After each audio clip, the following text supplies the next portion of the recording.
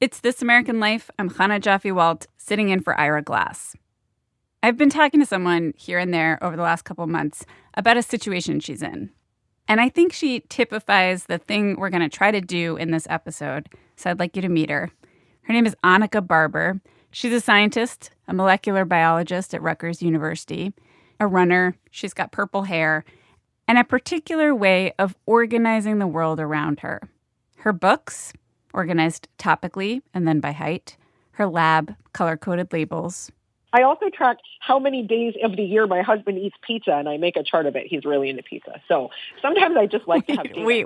Why? Why do you do that? So my husband really can't go 24 hours without talking about pizza. So last year, I accused him of talking about pizza every day, and he swore he didn't. And I was like, I really think you do.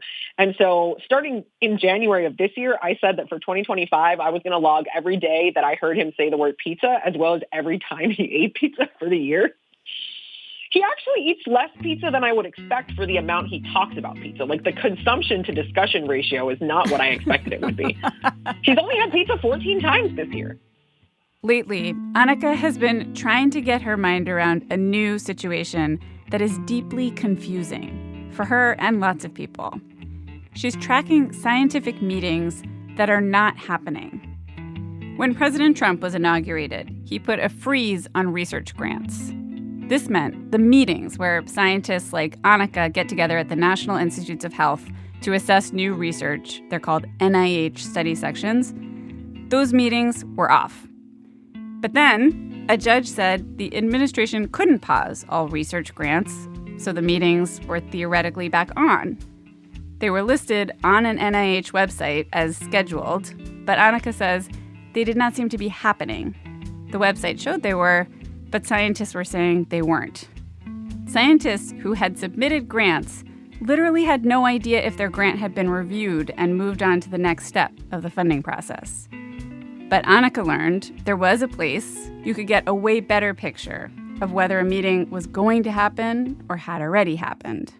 I had never even heard of the Federal Register in my American tax-paying voting life. What is the Federal Register? The Federal Register is where all notices of open public meetings that may be happening in the federal government are required to be posted. And for some reason, NIH study sections do have to be posted to the Federal Register at least 15 days before they meet. And if they're not posted to the Federal Register, they cannot meet. It's a strange feeling knowing you're in the middle of an upending, knowing that something fundamental to the way that you live is changing. But you can't understand or see the scale of change as it's happening. You just can't. You have to wait. What I like about Annika is she rejects this. She is not waiting. Annika immediately began scraping data from federal websites, finding all the meetings that were supposed to happen, cross-referencing them with the Federal Register, reaching out to scientists to see if the supposedly scheduled meetings did in fact occur, compiled all that into a Google spreadsheet, and posted it online. Anxious and confused scientists all over America began consulting Annika's spreadsheet and passing it around to see, is my study section actually happening? Has my grant been reviewed? Is there any point in submitting my next grant? Will I be able to keep my lab open?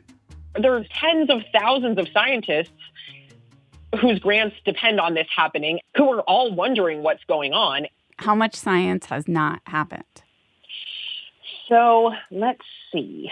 Right now we are at 182 meetings that have not happened. 182 meetings. How many grants is that?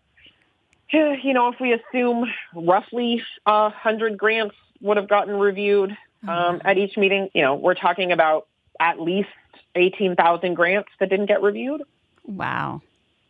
And that's 18,000 grants across all kinds of things. I mean, you know, very basic science, you know, just scrolling through here, I've got things like adaptive immunity and bacterial virulence. But then we also have things like addiction risk and learning and memory and decision making and therapeutic immune regulation. We have training neuroscientists and physician scientists, and we have studies looking at dentistry and eye diseases. Those aren't meeting. For 5 weeks, there were no NIH study sections. till it was 205 study sections that did not meet. All of those proposals sat waiting, and all the ones that came after stacking up behind them. A long traffic jam of uncertainty and science not happening. And then, in March, a meeting appeared on the Federal Register, an NIH study section, and then another and another. Now, the meetings to assess new research grants seem to have mostly picked back up. Scientists are doing peer reviews, but it's not clear if the government will actually cough up the money. And a few of the grant proposals that were supposed to be reviewed at these meetings, they're being quietly disappeared from the lists. They're not being reviewed at all. They seem to be the grants with DEI words or other thought crimes in them that are no longer allowed. It's unclear if the scientists who submitted these grants even know that their proposals have been dropped. Annika went to a meeting herself. It was 2 months late, pulled together at the very last minute, but it did happen. We all made the time, and people were there, and people gave the same quality of review that I have always experienced in these meetings and the same level of scientific discussion. But it felt so weird to be having these scientific discussions in this climate where you could only wonder, like, we have all these amazing scientists in this room reviewing the future of the next 5 years of research in the areas of molecular neurogenetics, but is any of this going to be funded? Are any of these studies going to go forward? Is the NIH going to give these people any money? Did anybody ask? Did anybody ask? No. Every grant gets 15 minutes for discussion, and we needed to get through 50-odd grants, so there's no time to think about anything else. So will that stuff that you reviewed get funded? I don't know. Was there a part of you that felt like, are we chumps? Are we just like... Yes, absolutely. It feels like we're fiddling while Rome burns, talking about some cool genes and worms and mice and all the interesting genome-wide association studies that we could do if money keeps existing. Uh-huh. And are we chumps? Are we participating in furthering something or nothing? Are we just wasting our time? The thing that is killing her is not knowing the shape of the new normal. How many grants will now be funded compared to before? Half? A quarter? Which scientists will get funding? What kind of research? There's no data she can turn to that will tell her that. And so I need the data of how bad is it? I think a lot of us are used to approaching problems as something that we can not necessarily solve with data, but that we can find the edges of with data. Mm-hmm. And get our arms around the problem and define the problem by figuring out what the data are and what the...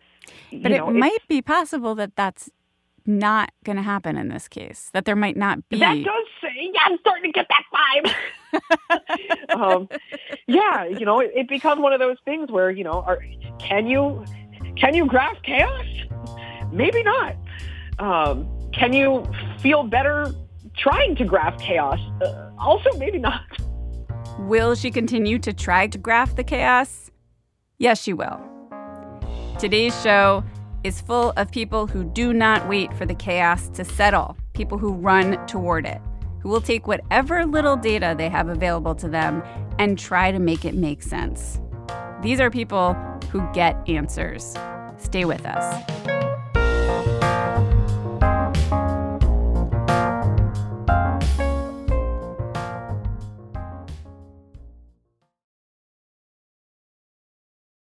It's This American Life. The questions people are trying to answer in today's episode, they are basic. Where and why? Act 1, solve for why. One of the hardest places to see through chaos in the middle of a war, fog of war, all that. This is especially true for the war in Gaza. There is very limited information moving in and out of Gaza. Israel has banned international press from entering the Strip for nearly 18 months. Except for a few brief trips accompanied by and under the control of the Israeli military. One rare outside group has gotten a view on the ground of Gaza: medical workers. Since the start of the war, over 100 American doctors and nurses have traveled to Gaza, treated patients there for weeks at a time, and come back out. Producer Ike Sriskandaraja talked to a dozen of them who volunteered there. Dr. Mark Perlmutter had been on about 40 medical missions all over the developing world before he went to Gaza. He's a white guy, almost 70, a hand surgeon in rural North Carolina when he's not doing humanitarian work. And when he found out patients in Gaza needed an orthopedic specialist like himself, he signed up and flew there in March of 2024. He'd worked in some pretty violent places, but never an active war zone, and only knew the basics about the conflict between Israelis and Palestinians. I went there only because my twist is to operate on kids who are hurt. And I knew that Gaza was 50% kids. And that's all I knew. I thought infatada was a type of Mexican dish. And, I knew nothing. Intifada is the word for Palestinian uprising against Israeli occupation. But Mark was about to get a crash course from one of his fellow doctors. We got on the van, and I heard Feroz talking casually to somebody else. He's got this deep baritone voice, and you meet somebody for the first time, and within minutes you can tell that somebody's a whole lot smarter than you. And my first message was, there's absolutely no way that I'm going to get on this van and not sit next to this dude or behind him or with an earshot of him. Dr. Feroz Sidwa, a trauma surgeon from the U.S. He's also volunteered as a doctor in the war in Ukraine and with Palestinians in the West Bank. He's closely studied the Israeli-Palestinian conflict, though his family's from a small ethnic minority in what is now Pakistan. When people look at me, they assume I'm Palestinian or something, but I'm not. I lived in Haifa. That was from 2004 to 5. And I worked with like an Arab-Jewish cooperative that doesn't exist anymore. And during that time, I toured around in the West Bank. Was never able to go to Gaza, but toured around in the West Bank a lot. So Mark sat next to Feroz. And when they arrived at the European Hospital, that's the name of the hospital, in Han Yunis, in Gaza, their team dropped off their thousands of pounds of supplies. European Hospital was built for just over 200 beds, but is taking care of over 1,000 people. And families are living in every corner of the hospital. Mark hadn't seen anything like it. Feroz hadn't either, but he told me he didn't linger on that long. A nurse took them on a quick tour, let them know where everything was. The operating room, the ICU. The nurse that was showing us around didn't really speak English very well. And she just pointed at these two kids and just pointed at her head and said, shot, shot. There were 4 kids in the hospital with gunshot wounds to the head. I just thought that was unbelievable. And I just assumed that she was just wrong. I didn't think she was lying, but she was just incorrect. That probably was a shrapnel injury or something like that. But then I looked at these kids and they didn't have any other evidence of an explosive injury. And then we pulled up their CT scans and sure enough, it did look like they had been shot in the head. And then we went on and found 2 more kids also shot in the head in the other ICUs. This is like minutes into your initial tour of the hospital. You see 2 kids with gunshots to the head and then 2 more kids with gunshots to the head. Yeah. For me, what struck me about it was just the fact that it had happened. I work in a pretty rough part of the country, so I do see children who get shot in the head. Feroz works at a hospital near Stockton, California, which has higher rates of violent crime than most of the country. But to see 4 kids with gunshot wounds to the head already admitted to the hospital when I get there, it certainly struck me as being very unusual. I mean, it was a war zone, but still, this was a lot. And then he moved on. There were so many people that needed medical attention. The only way he could keep track of his patients was to make notes on his iPhone. Just to warn you here, the details are graphic. Here, this is from March 28th. He pulled up an entry from a random day just to give me a sense of what it was like. Overnight, we had another mass casualty event. EMS told us a building with a large number of people in it was bombed. And then 2 children arrived dead. The one I saw was 12 months old, and the other was reportedly 2 years old. Next bullet. I took care of a 7-year-old girl with a blast injury pneumothorax to the right lung and a bad contusion to the left lung. Next bullet, I took care of a 3-year-old child who had a massive aspiration after a head injury. Next bullet, I took care of a 20-year-old woman with a left hemopneumothorax and depressed open skull fracture. Next bullet, I took care of her sister. She had almost identical injuries. Next bullet, finally, I took care of a 25-year-old man with a frontal skull fracture and small associated subdural hematoma. So that's like an 18-hour day. No, that was all of that probably happened in 1 hour. That's 1 hour? That probably took about an hour or an hour and a half, yeah. 90 minutes. It's intense. But in that endless stream of traumatic injuries, there's one that jumped out at him every time. Kids getting shot in the head. Whenever he saw this, he'd make a note of it on his phone. And what I wrote down is that I was going through the ICU and I found an 8-year-old girl shot in the head overnight. Her pupils are fixed and dilated. It's a transcranial gunshot wound, definitely non-survivable. This is a 8-year-old girl with a bullet wound that went through her head. Yeah, the bullet didn't stop. And then, let's see, the next day... So the next day, the 8-year-old girl had died, and in the same bed is a 14-year-old boy shot in the right chest and the head. The next day, I said, I went through the ICU afterwards. The 14-year-old boy turns out to be 12 when his family arrived. So then, let's see, 2 days later, he's been replaced by a 13-year-old boy shot in the head. I wrote, he'll also die. So then on that same day, I wrote, I took care of a 2-year-old girl who was brought to the ED after being shot in the head. She arrived with bilateral fixed and dilated pupils, also a non-survivable brain injury. We then had a mass casualty event a few minutes later. At the same time that Feroz was starting to document this, Mark, working with his patients, he was seeing the same thing. He vividly remembered the day he saw 2 kids brought in who had both been shot in the head and the chest. One of the kids was there with a family member. I ripped up his shirt, and there was a bullet entry wound right over the heart. And then I picked up the dressings on his forehead, and a second bullet went in right in front of his left ear hole, in front of his ear and out of his neck. And oh my God. What was the kid doing when this happened? Walking with their adult to get water. Was there a street battle happening? I didn't ask if there was a street battle going on, but it happened twice in the same day. Could you say the second time? Yeah, right next to that kid was another kid who got shot in the head and the chest. And that child had no adult with him, so I couldn't get a story.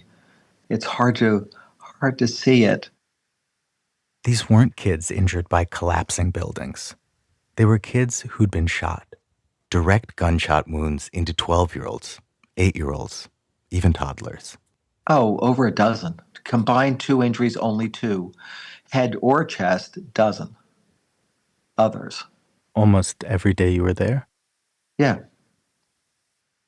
By the time I left, I'd seen 13 children shot in the head total, or at least that's what I recorded in my journal. I probably saw more, but I try to stick to what I actually documented. 13 children in 14 days. Even with all the other traumatic injuries and deaths they saw, the kids who were shot really stuck with Mark. It was haunting him. Early on, I thought it was just an isolated jerk, carrying out, because every army has jerks. War changes people, and so you can absolutely have rogue people behaving inappropriately. That's as far as Mark thought about it at the time. The detail of 13 kids, all with gunshot wounds to the head and chest, it just got added to the long list of things they saw in Gaza and couldn't fully understand. It didn't come back to Feroz until they were back home and got invited to speak at a conference in Dearborn, Michigan. The panel had another American doctor who also volunteered in Gaza. He worked in 2 different hospitals a couple months before Feroz and Mark arrived. He's a Palestinian American in Chicago named Thayer Ahmed.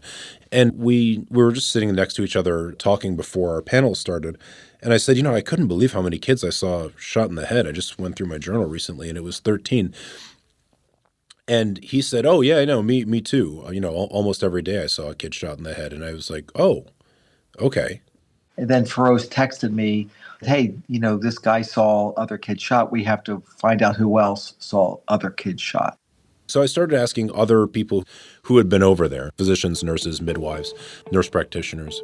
I got a call from Feroz Sidwa. I think like sometime in mid-July, he called me. Dr. Adam Hamoui is a plastic surgeon from New Jersey. And said, like, did you take care of anyone with any gunshot wounds to the head or face? And I said, yes. And he said, really? How many? Because of Adam's specialty, he would have only seen children who survived a gunshot to the head long enough to make it to reconstructive surgery. Not many did. He saw one. It was still shocking to him. Adam had served in Iraq as a surgeon in the U.S. Army. He treated lots of injured people, but what he was seeing in Gaza was different. When I was in Iraq, there were civilians that were injured. There were children that were injured. And that's called incidental, collateral damage, all the terms that we use to cleanly justify what's happening. But the scale was, not even close to this. I probably took care of like 5, 6 children the whole time I was in Iraq. And I wasn't there for 3 weeks. I was there for 8 months. It didn't look, it didn't appear that they were intentional targets. Those you could really say that they were wrong place, wrong time. I didn't see, targeted gunshots to little kids that were 5, 6 years old or 10, 15 years old. In fact, I'm thinking back, I don't think I saw a gunshot wound to a kid at all when I was there. There were documented cases where Americans did kill Iraqi children, but nothing near the scale that these doctors saw in Gaza. As somebody with U.S. military experience, do you have a perspective that could explain the circumstances that lead to a kid getting shot? How do you answer that? These are little children that are being shot, and these aren't stray bullets. These are aimed, they're precise. So a stray bullet will explain 1 or 2 of them. It's not going to explain the string of precise, targeted shootings that are being done on children since October.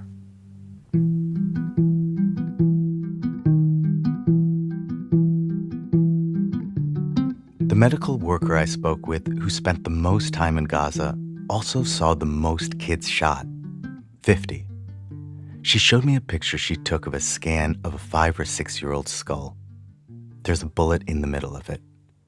She was told this child was playing with their friends when an armed quadcopter drone came overhead and shot the child. Dr. Alia Katan also responded to Feroz's call out. She's an anesthesiologist from Southern California. She went with her husband, and between the two of them, saw 15 kids who had been shot in the head or chest. The one that really stuck with her also happened to be the youngest case I'd heard of.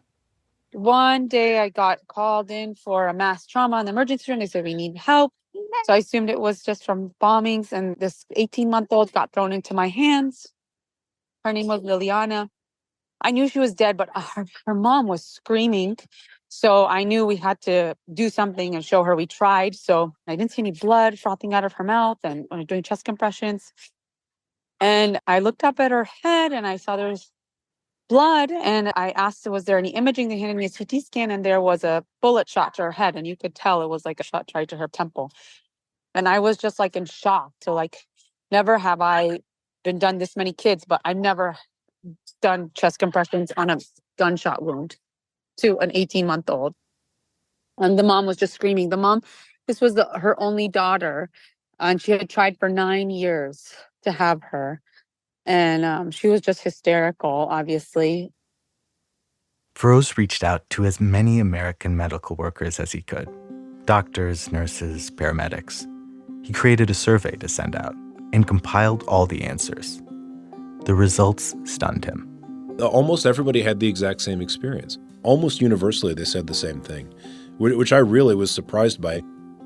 Out of the 53 American medical workers surveyed who did emergency care for children in Gaza, 44 said they saw kids shot in the head or chest. Here's Mark. 83% said they saw a child who was shot in the chest or head. 83%. So it's not just my finding. Could you describe that moment when you saw just how many? Oh, I cried. Yeah, because they gave a number to the tragedy. Feroz published an op-ed in the New York Times with the results of the survey. A group of the doctors wrote 2 letters to then-President Biden outlining what they saw. Feroz thought that would mean 2 things.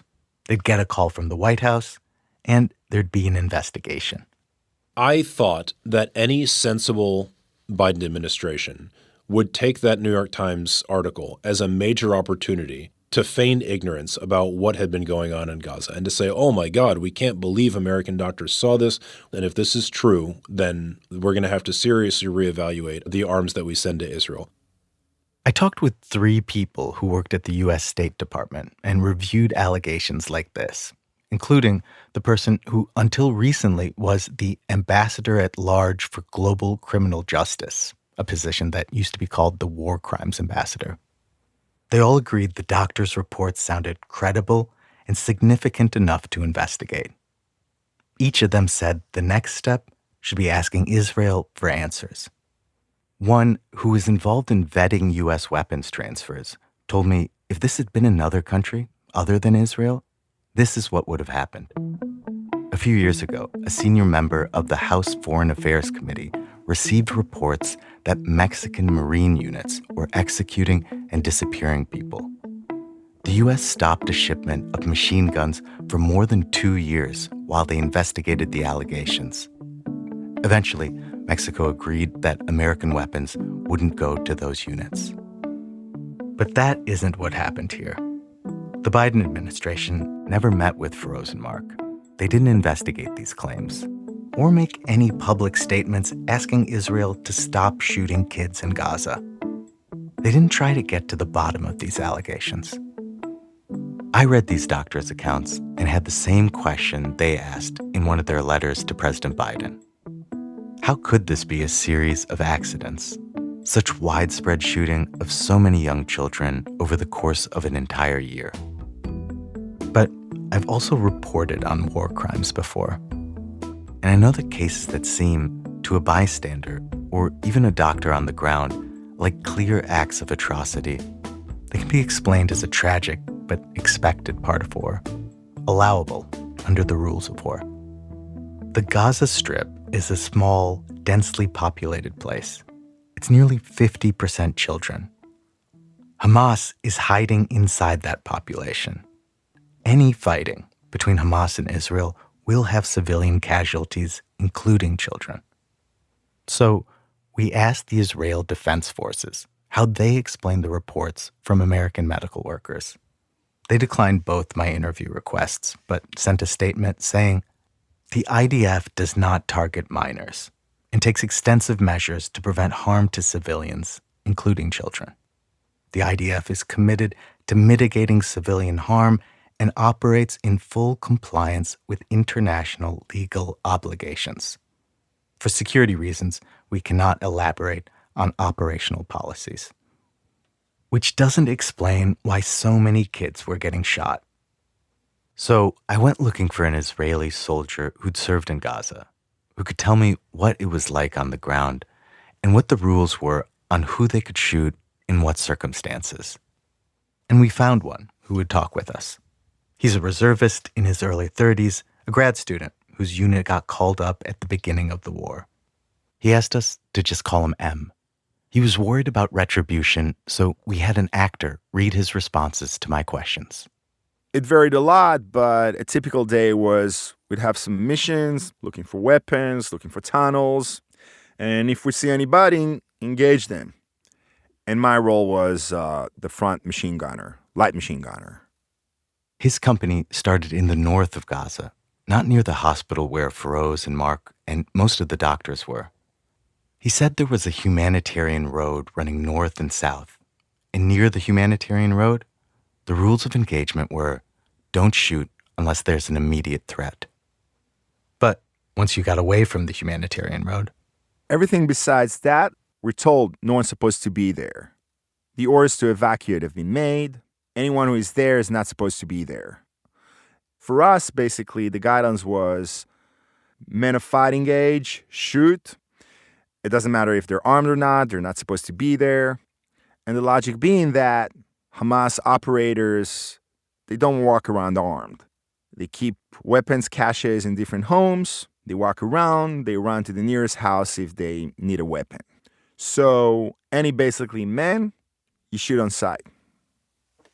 And it's shoot to kill. Shoot to kill.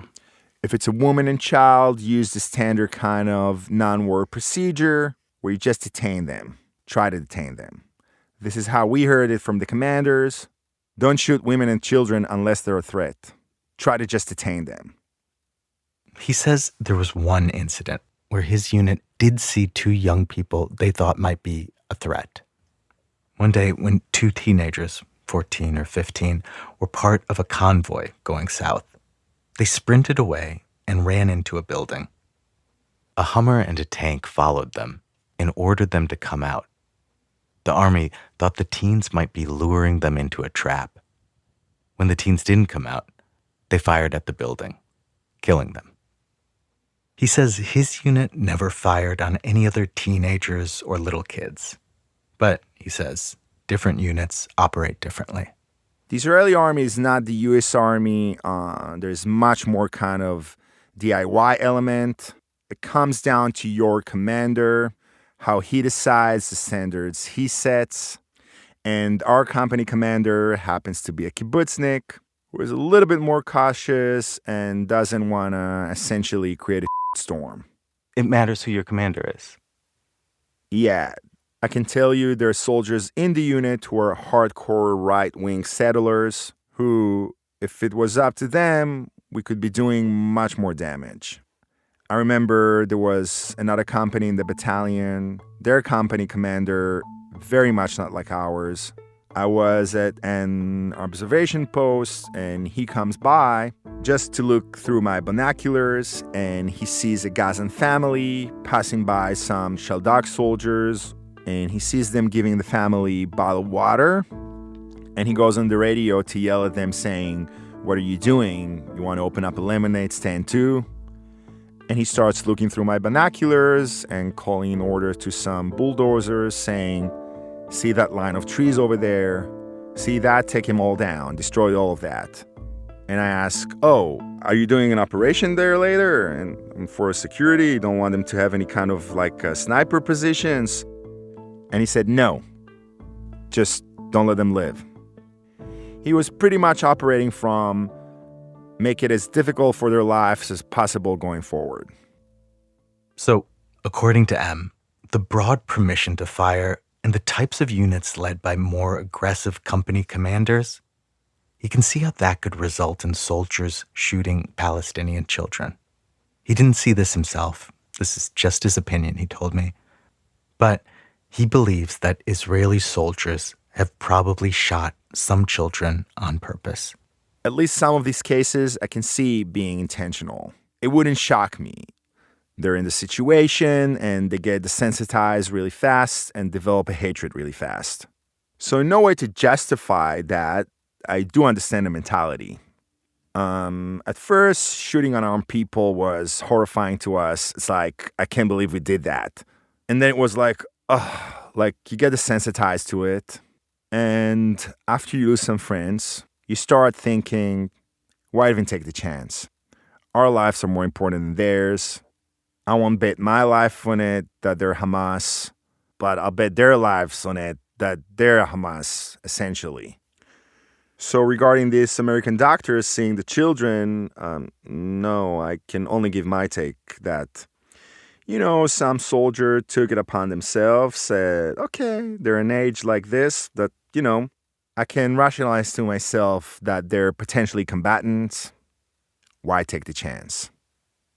I could just tell you, based on the dozen conversations I've had, they're talking about children who are as young as, this is hard to say, but 18 months, who have been shot. Well, the 18-month-old, there's no question there. Yeah. And I don't think anything, I can't give a reason. I mean, the simple one of, crossfire, etc., that's one. But if they're saying there was one shot exactly and no other wounds, then that goes out the window. I asked M for other possible explanations. What if the soldiers didn't know they were kids? It's a chaotic, tense environment full of people and places to hide. That could happen, but he and another IDF soldier I spoke with, someone who didn't serve in Gaza, but whose job was to identify targets for snipers, said it wasn't hard to distinguish a child from an adult. It wouldn't explain an 18-month-old being precisely shot in the head, or toddlers, or other grade school age kids. Were the kids being used as human shields by Hamas, or even victims of Hamas in a false flag operation to blame Israel and draw sympathy? M hadn't heard of that happening in Gaza and hadn't seen it. He says when he tries to make sense of what happened, there's been a societal shift in Israel that he thinks is a factor. I hear enough attitudes and opinions that would have shocked me 10 years ago. Now it's like, yeah, this is how people feel here. I have a friend whose dad said in an interview he was in the Mossad and basically said that no one in Gaza over the age of 4 is innocent. So this isn't a fringe mentality among Israelis. No one in Gaza is innocent. They all support Hamas of all ages. Where they draw the line varies. But they'll say, anyone that's self-aware in Gaza is a Hamas supporter. The Israeli army has not announced any investigations into the shooting of children in Gaza. In the meantime, the Trump administration just authorized another $12 billion in arms sales to Israel. That's in addition to the reported $17.9 billion the U.S. has given Israel in military aid since the war began. The kids getting shot like this are a tiny part of the large number of casualties in Gaza. At least 65,000 people have been killed, more than 15,000 of them children. An expert who investigates war crimes described it as a haystack of needles. Most of these allegations will never find their way to court. So sometimes, in cases like these, war crimes investigators look for emblematic crimes, clear instances of violence outside of the rules of war that tell us something about the war, like the My Lai massacre, Srebrenica, the chemical weapons attacks in Syria. What do these deaths tell us? The hundreds of kids American medical workers saw shot in the head and chest. What are they emblematic of? They tell us it's likely that an Israeli soldier can shoot a child in Gaza on purpose, with no consequence, and the U.S. isn't going to try to stop it.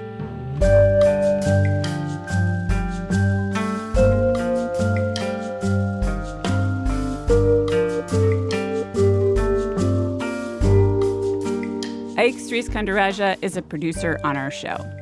Avi Vickner is the actor who read for M. Coming up, a woman discovers she is a central data point in a story she did not know was unfolding. That's in a minute from Chicago Public Radio when our program continues. It's This American Life. I'm Chana Jaffe-Walt, sitting in for Ira Glass. Today's show, Chaos Graph.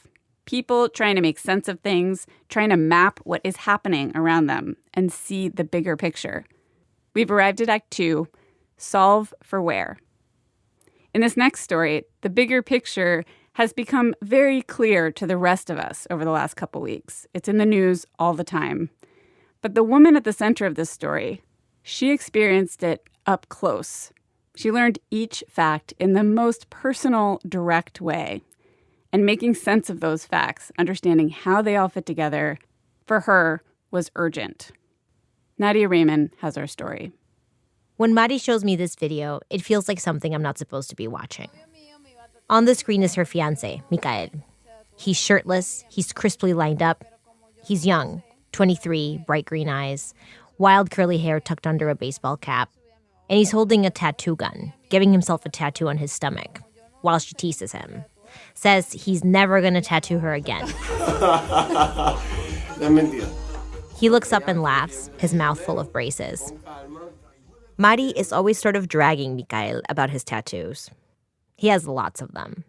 Some which Mari finds offensively dumb. Tiene un Mickey Mouse, pero fumando. He has a Mickey Mouse, but the Mickey Mouse is smoking. He used to smoke, and he used to do ridiculous things like that, because to me they're ridiculous things, but yeah. And then behind that, he has like a little hand with an eye, and he tells me that eye sees everything. And I was just like, bueno, okay. Está bien. Tiene como que también otro... And he has something else there, like just like an ugly doll, like it looks like a toad. It has big eyes. Parece un sapo. It's E.T., smoking a blunt. Mari is not her real name. She's from Venezuela. She's here applying for asylum, which is legal, but that seems to matter less and less nowadays in terms of who gets deported. Hence the alias.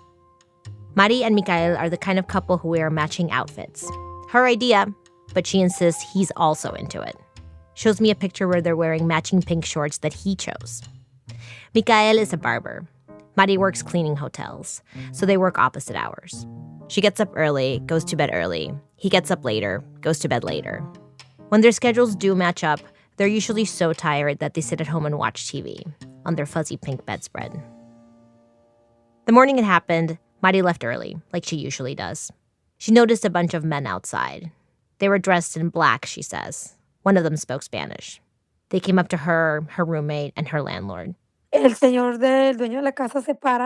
owner of the house stands up and he looks out the window and he sees, a few police outside.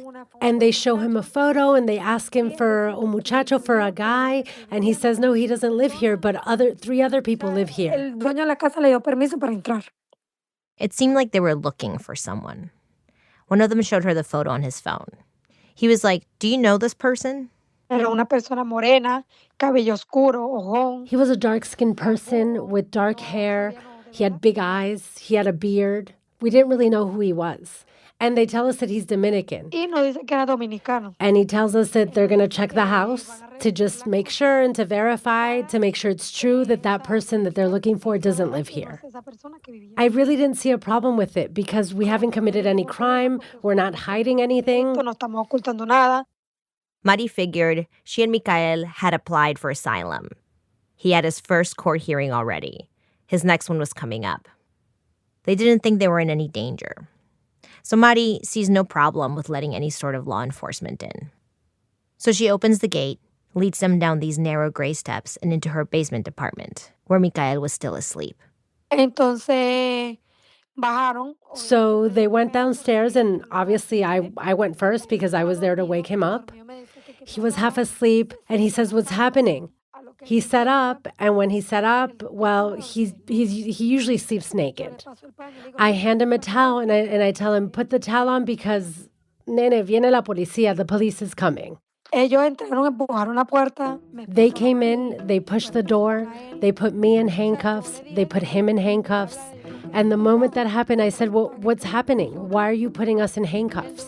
And then I started crying, and he would tell me, niña, tranquila, niña, calm down. And I kept on crying, and I was asking, why are we in handcuffs? Why are they doing this? But they didn't tell me anything. The only thing they were saying, stay calm, because things can get worse. And if he moved, whatever movement he made, they would sit him down. I mean, he couldn't do anything. He couldn't move. Did they identify themselves? Did they tell you they were from ICE? No.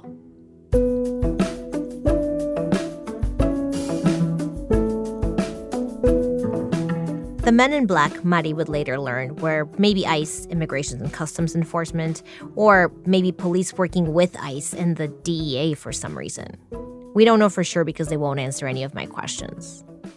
What we do know is that Mikael ends up one of the 238 men who are in the news now almost every day. Men who were sent away to a prison in El Salvador, where no one can reach them. And the president has refused to try to get them back, despite a court suggesting he should. But that's all in the future. On that day in February, Mari says there was one of them, one of the men in black, that spoke Spanish. He started talking to Mikael. He was calmer. He was like, "It's okay, man. Just be cool. Don't move too much. It's going to be fine." He translates for the rest. He tells Mari that they are taking Mikhail, that they need to question him, but that she's free to go. Mari is in a daze. She doesn't know why they are taking him but letting her go. They uncuff her. They let Mikhail get dressed. The one that speaks Spanish tells Mari that they're taking him to Federal Plaza, an ICE office in Manhattan. And then, it's over. The men in uniforms take Mikhail away, and Mari is left looking around, wondering what just happened. I didn't know what to do, so the first thing I did was, I went to work. You went to work after that? Sí, sí. Why? I didn't know what to do. I thought to myself, look, I'll go to work, I'll look for help. I just didn't know what to do. I didn't know. Everything felt stuck. I've never gone through something like this. Not going to work is not an option for Mari. She's been working since she was about 16, no matter what's happening around her. Her boss told me that she's never met someone so young yet so serious, reliable.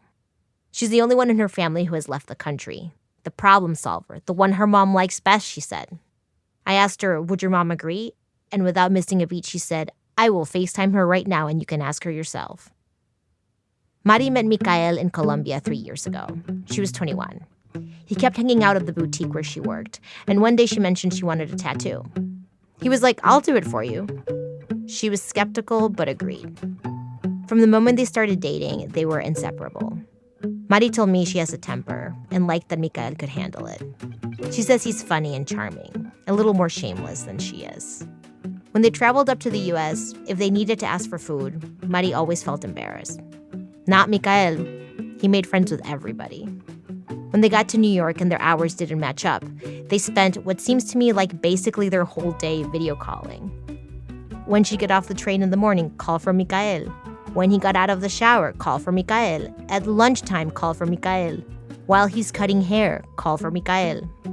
They knew where the other was, what the other was doing, what the other was eating all the time. Until now.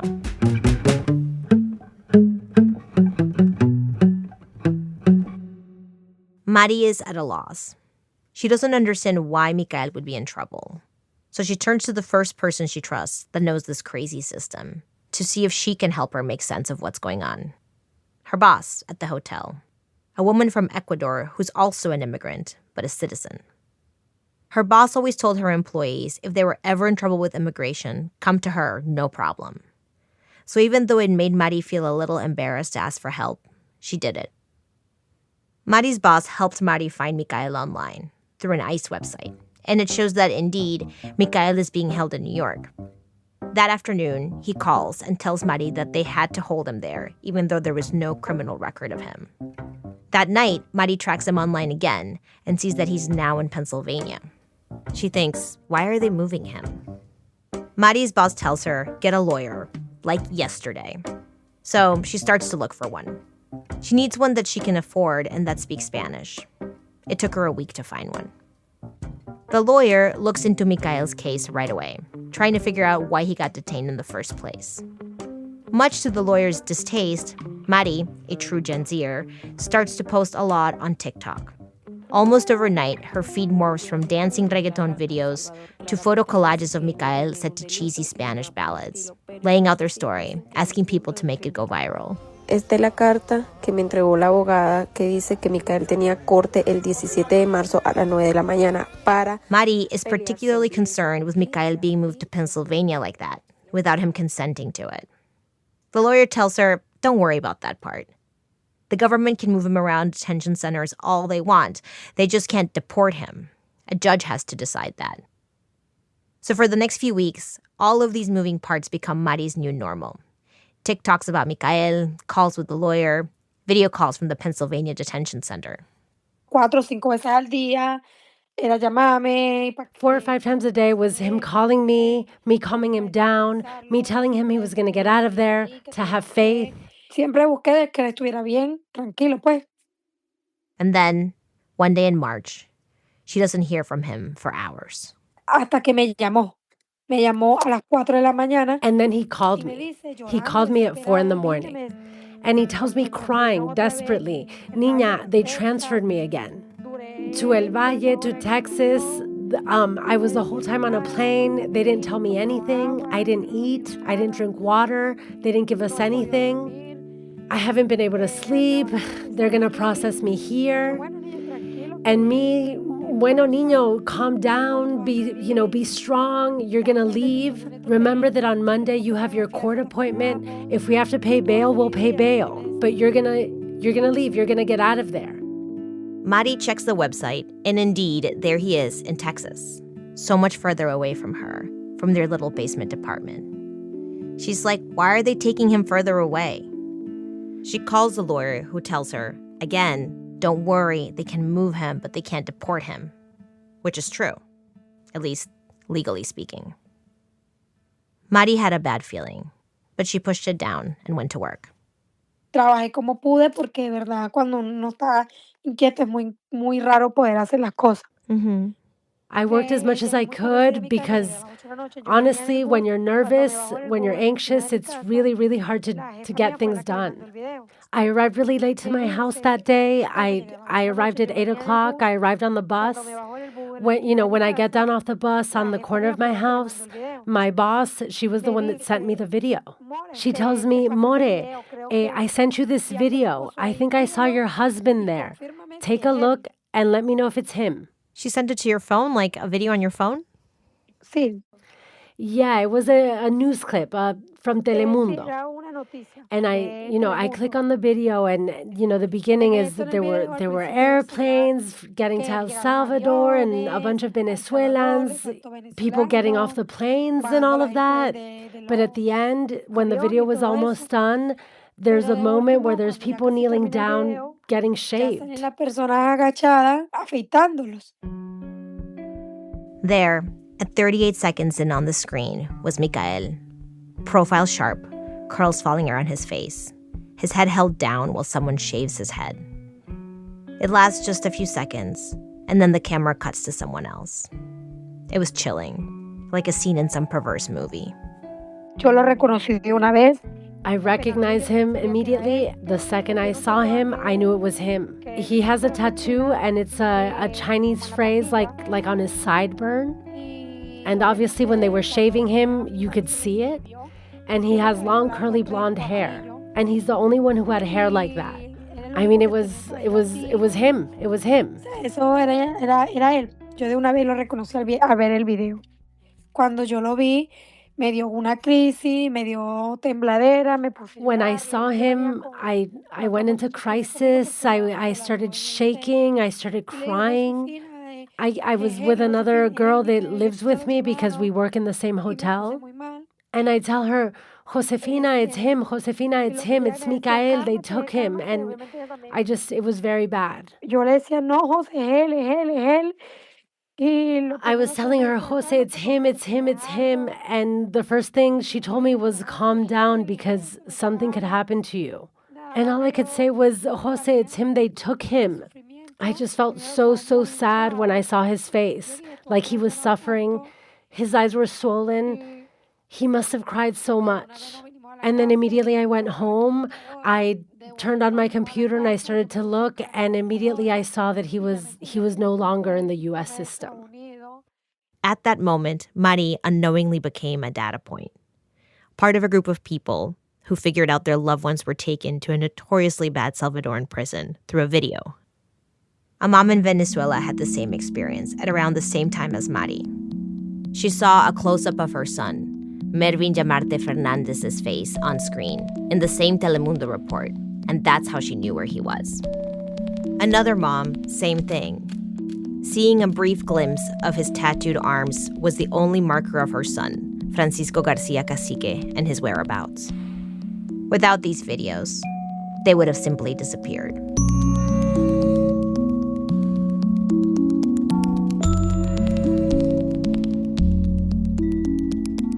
I know people say unprecedented a lot, but I really can't think of another word to describe this swift and secretive removal of 238 Venezuelans.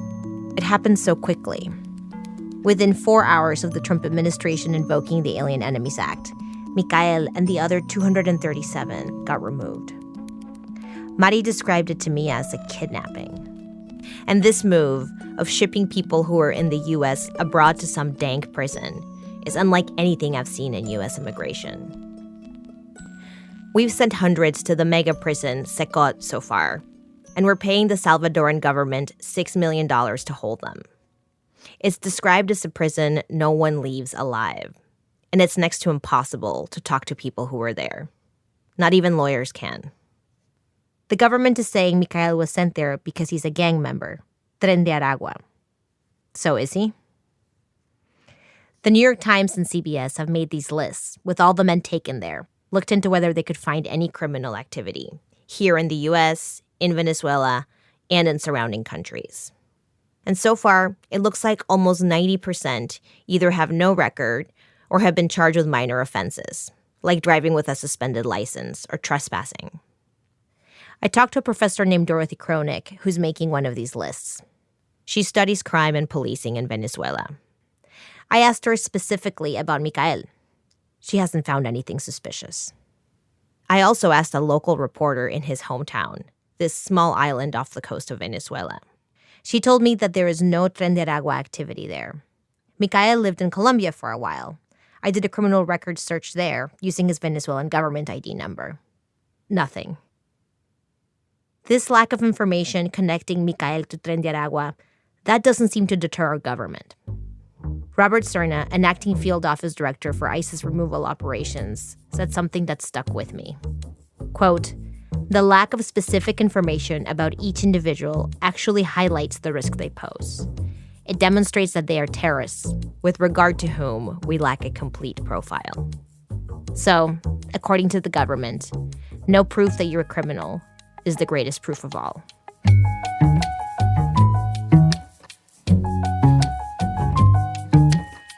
Mari is convinced that Micael's tattoos, that's the only reason the government thinks he's a gang member. Which is not crazy.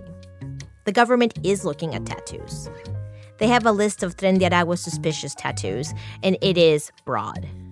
Trains, crowns, roses, clocks, a star, a Michael Jordan. If this is a list of gang tattoos, everyone under 50 is in a gang. Rona Rizquez, a Venezuelan reporter who has been following Tren de Aragua for 10 years and wrote the book about them, told me two things. One, as far as she knows, there are no Tren de Aragua specific tattoos. So basing anything on tattoos is ridiculous. To be fair, the government says they're relying on more than just tattoos, but it's unclear in a lot of cases what else.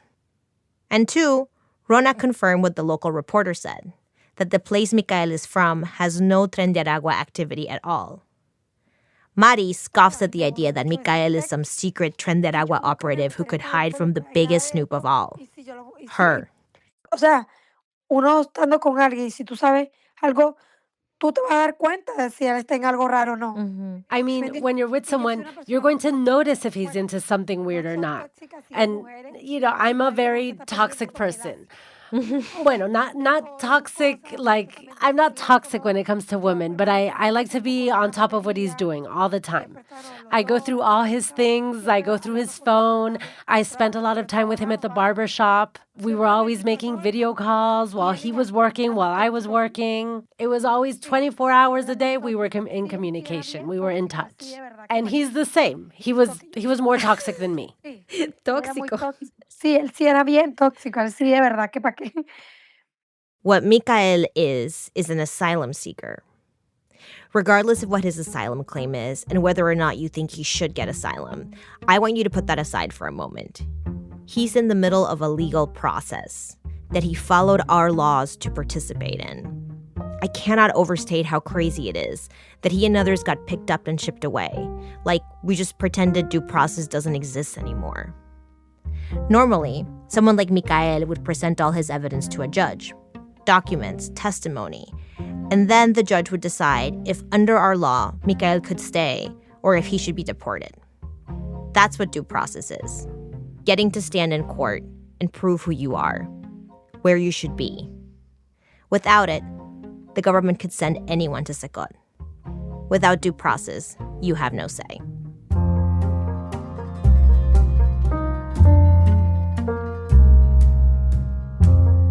Immediately after seeing the head shaving video, Mari gets herself together and calls for help. Calls Mikhail's lawyer. She's like, the lawyer will know what to do. The lawyer does not know what to do. The lawyer is in shock. She told me she's never seen anything like this in over 20 years of legal practice. She can't get a hold of Mikhail at all. The next day is his next hearing with the judge. The lawyer told me that during that hearing, the judge kept calling Mikhail's name. Subero, where is Subero? The detention center didn't know. The ICE attorney didn't know. Mari was there, listening in on Zoom. Ellos estaban esperando que Micael saliera en la videollamada que ellos estaban haciendo para la correccional donde él estaba. They were waiting for Mikhail to come on the video call that they were doing for the correctional facility where he was, which is in Pennsylvania. Mikhail never came out. The cops would say nothing. The cops wouldn't give a reason. All they would say was that they were looking for him. Whoa, so no one in the court knew where he was either? No. Throughout this story, I felt a lot like Mari. Turning to scholars, to lawyers, to think tanks that track immigration for decades to ask, what exactly is this? What's happening? And the response over and over again was, they have no idea. Everyone is wading into new water.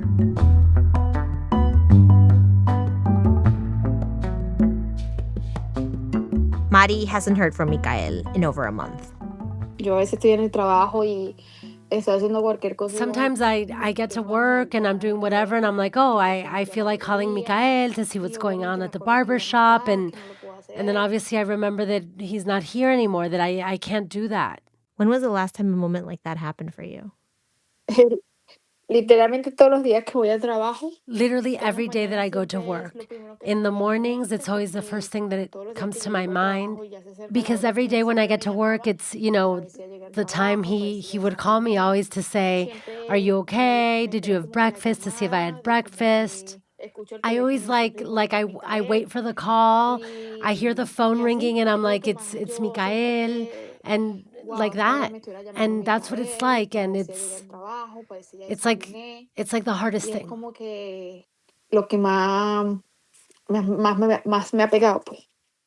She can't stay in their apartment anymore because the raid was so intense. She didn't want to touch his stuff because she kept thinking he'd be back. Some days, she says, she doesn't know what to do with herself. She feels angry all the time. Tricked. Disappearing people in the middle of the night, taking them someplace where you can't see them or talk to them. That's not a U.S. thing. She never thought something like this could happen here. Many people didn't.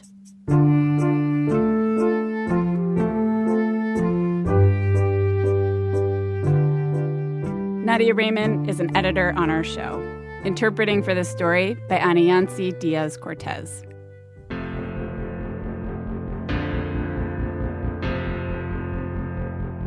I want there to be a book of our names, none of them missing, none quite the same, none of us ashes, all of us flames, and I want us to read it aloud. Our program was produced today by Valerie Kipnis. Our executive editor, Emmanuel Berry, edited the show.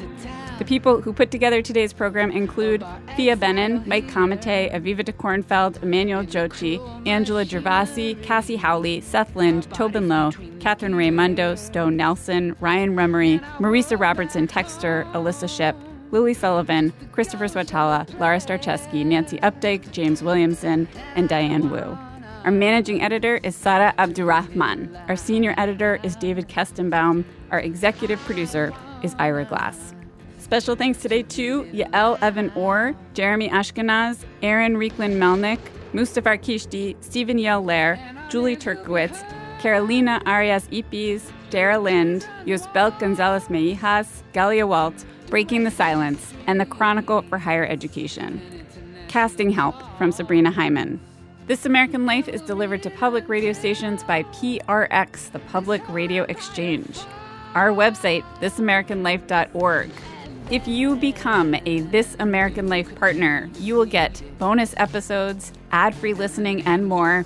The latest bonus episode is an Ask Me Anything episode where Ira Glass answered questions sent in by subscribers. To hear it and get all the other perks, and most importantly, help us keep making the show, go to thisamericanlife.org/lifepartners. That link is also in the show notes. Thanks, as always, to my boss, Ira Glass. He went to a Hugh Grant convention this year. Everyone dressed up. 4 Weddings and a Funeral Hugh. Notting Hill Hugh. Love Actually Hugh. We're talking about at least 18,000 grants. I'm Chana Joffe-Walt. We'll be back next week with more stories of This American Life.